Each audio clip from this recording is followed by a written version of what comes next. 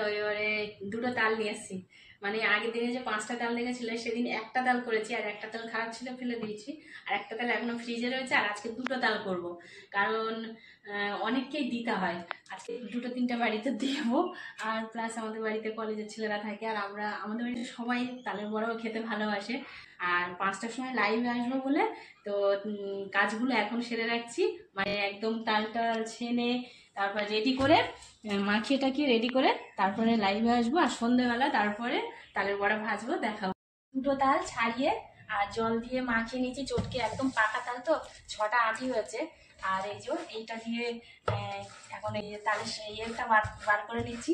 এটা আমার খুব সুন্দর হয় জানেন, এই যে খুব সুন্দর পড়ে, আর একটু খিস থাকে না, মজা। এই যে বার করা হয়ে গেছে, 1 গামলা হয়েছে। এবার এটা চালের গুঁড়ো নিচ্ছি, আগের দিন চালের গুঁড়ো ছিল না। 1 প্যাকেট সুজি,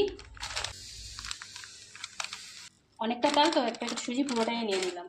এই যে আটা নিচ্ছি, ও মিষ্টির জন্য পরিমাণ মতো চিনি। আগের দিন বাতাসা দিয়ে করেছিলাম, বাতাসা এতটা হবে না, সেই জন্য আবার সবগুলো একসঙ্গে মাখিয়ে নেবো। এই যে রেডি করে রেখে দিয়েছি,